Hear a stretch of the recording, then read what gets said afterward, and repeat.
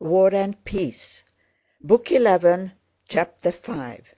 Recording for LibriVox.org by Eva Harnick. At that very time, in circumstances even more important than retreating without a battle, namely the evacuation and burning of Moscow, Rostopchín, who is usually represented as being the instigator of that event, acted in an altogether different manner from Kutuzov. After the Battle of Borodino,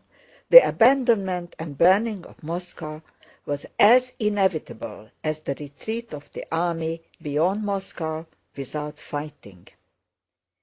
Every Russian might have predicted it, not by reasoning, but by the feeling implanted in each of us and in our fathers.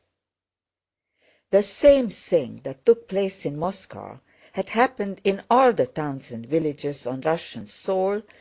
beginning with Smolensk, without the participation of Count Rostopchín and his broadsheets.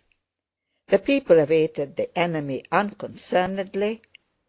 did not riot or become excited or tear anyone to pieces, but faced its fate, feeling within it the strength to find what it should do at that most difficult moment.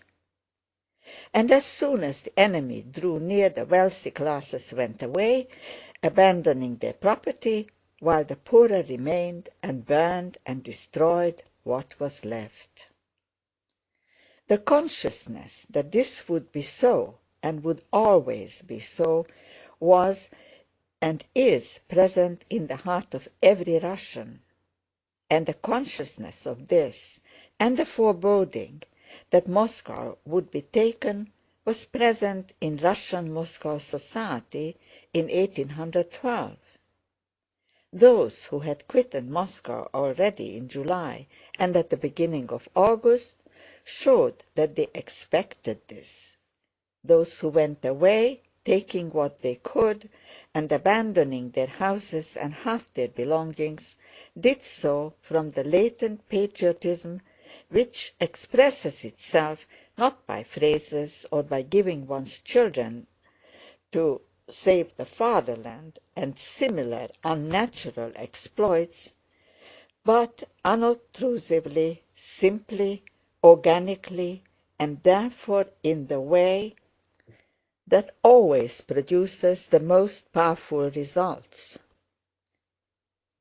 It is disgraceful to run away from danger. Only cowards are running away from Moscow, they were told. In his broadsheets, Rostopchín impressed on them that to leave Moscow was shameful. They were ashamed to be called cowards, ashamed to leave, but still they left knowing it had to be done. Why did they go? It is impossible to suppose that Rostopchín had scared them by his accounts of horrors Napoleon had committed in conquered countries. The first people to go away were the rich educated people who knew quite well that Vienna and Berlin had remained intact and that during Napoleon's occupation the inhabitants had spent their time pleasantly in the company of the charming Frenchmen whom the Russians, and especially the Russian ladies, then liked so much. They went away because for Russians there could be no question as to whether things would go well or ill under French rule in Moscow. It was out of the question to be under French rule. It would be the worst thing that could happen. They went away even before the Battle of Borodino, and still more rapidly after it, despite Rostopchín's calls to defend Moscow,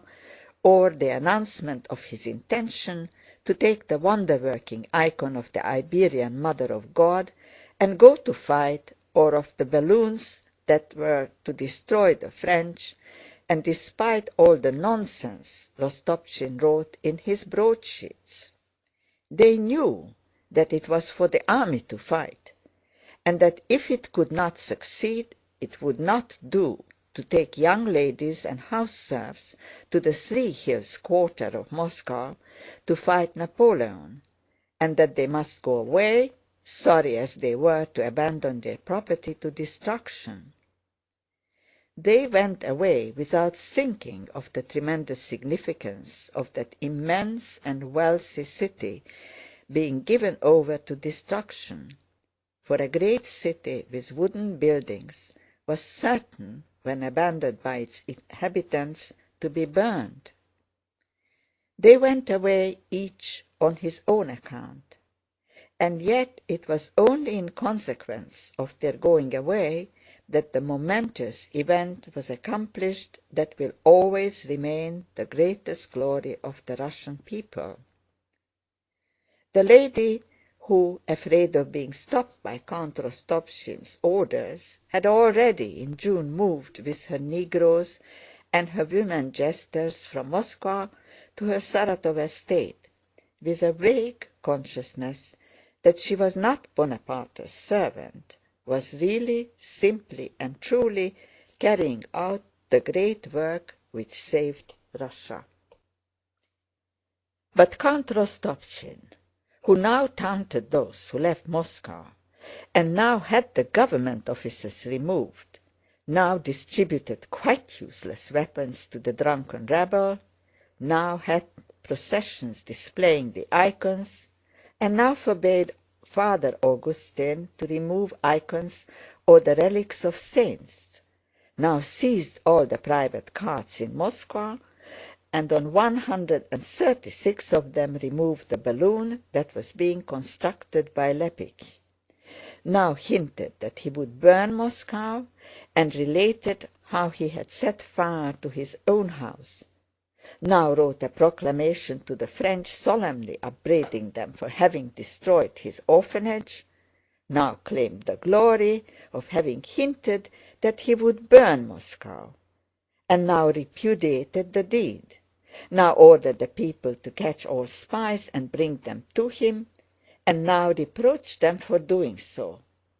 now expelled all the French residents from Moscow, and now allowed Madame Aubert-Charles,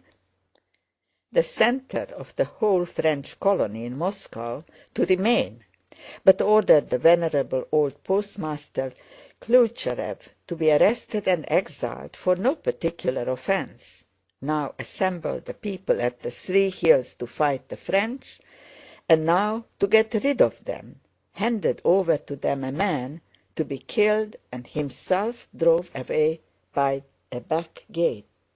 now declared that he would not survive the fall of Moscow, and now wrote French verses in albums concerning his share in the affair. This man did not understand the meaning of what was happening, but merely wanted to do something himself that would astonish people, to perform some patriotically heroic feat, and like a child he made sport of the momentous and unavoidable event, the abandonment and burning of Moscow, and tried with his puny hand now to speed and now to stay the enormous popular tide that bore him along with it. End of chapter 5. Recording by Eva Harnik, Ponte Vedra, Florida.